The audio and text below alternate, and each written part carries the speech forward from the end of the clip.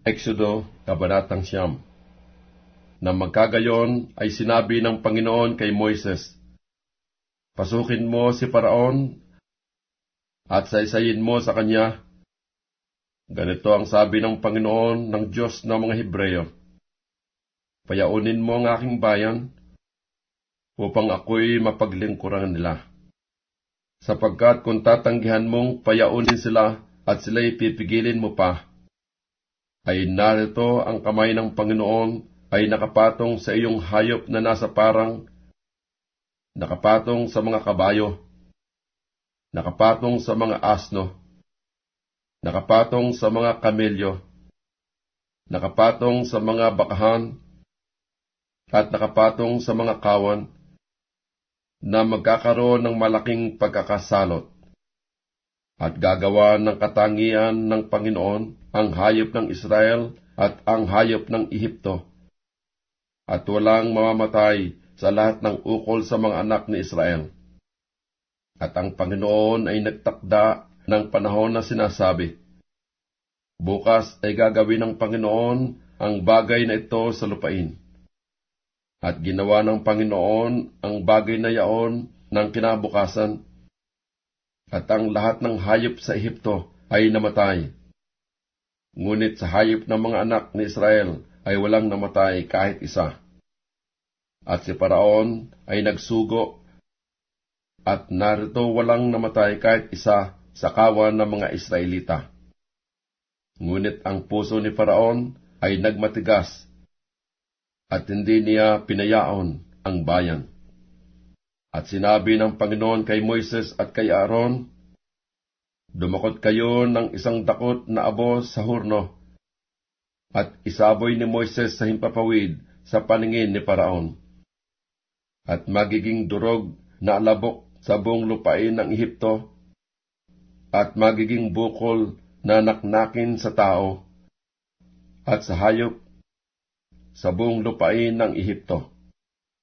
At sila'y kumuha ng abo sa horno, at tumayo sa harap ni Paraon, at isinaboy ni Moises sa himpapawid, at naging bukol na naknakin sa tao at sa hayop. At ang mga mahiko ay hindi makatayo sa harap ni Moises dahil sa mga bukol, sapagkat nagkabukol ang mga mahiko at ang mga Ehipsyo.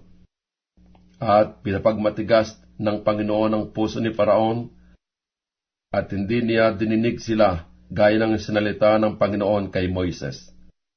At sinabi ng Panginoon kay Moises, Bumangon kang maaga sa kinaumagahan, at tumayo ka sa harap ni Paraon, at sabihin mo sa kanya, Ganito ang sabi ng Panginoon ng Diyos ng mga Hebreyo, Payaunin mo ang aking bayan, upang ako'y mapaglingkuran nila. Sapagat ngayon ibabugso ko na ang lahat ng aking salot sa iyong puso, at sa iyong mga lingkod, at sa iyong bayan, upang inyong maalaman na walang gaya ko sa buong lupa. Sapagat ngayon iniunat ko na ang aking kamay, upang salutin kita, at ang iyong bayan, at nawala ka na sa lupa. Datapwat totoong totoo, na dahil dito ay pinatayo kita, upang maipakilala sa iyo ang aking kapangyarihan, at upang ang aking pangalan ay mahayag sa buong lupa. Nagmamalaki ka pa ba laban sa aking bayan, na ayaw mo silang payaunin? Narito, bukas sa ganitong oras, ay magpapaulan ako ng malakas na granizo, na kailanmay hindi nagkaroon sa Ehipto mula ng araw na itayo hanggang ngayon. Ngayon nga'y magsugo ka, ipasilyong mo ang iyong mga hayop at lahat ng iyong tinatangkilik sa parang, sapagkat bawat tao at hayop na maabutan sa parang at hindi masisilong ay lalagpakan ng granizo at mamamatay. Yaong natakot sa salita ng Panginoon sa mga lingkod ni Paraon ay nagpauwing madali ng kaniyang mga bataan at ng kaniyang hayop sa mga bahay. at yaong nagwalang bahala sa salita ng Panginoon ay nagpabaya ng kaniyang mga bataan at ng kaniyang kawan sa parang. At sinabi ng Panginoon kay Moises, iunat mo ang iyong kamay sa dakong langit upang magkaroon ng granizo sa buong lupain ng Ehipto na lumagpak sa tao at sa hayop at sa bawat halaman sa parang sa buong lupain ng Ehipto. At iniunat ni Moises ang kanyang tungkod sa dakong langit, at ang Panginooy nagsugo ng kulog at granizo, at may apoy na lumagpak sa lupa, at ang Panginooy nagpaulan ng granizo laban sa lupain ng Ehipto. Sa gayoy, nagkaroon ng granizo at apoy na nagniningning sa granizo, at napakalakas na kailanmay hindi nagkaroon sa buong lupain ng Ehipto mula ng maging bansa. At sinalot ng granizo ang buong lupain ng Ehipto, ang lahat na nasa parang, maging tao at maging hayop. At sinalot ng granizo ang lahat ng halamanan sa parang, at binali ang lahat ng punong kahoy sa parang. Sa lupain lamang ng Gosen, na kinaroroonan ng mga anak na Israel, ay hindi nagkaroon ng granizo. At si Paraon ay nagsugo, at ipinatawag si Moises at si Aaron, at sinabi sa kanila, ako'y nagkasala ngayon. Ang Pangulo'y matuwid at ako at ang aking bayan ay masama.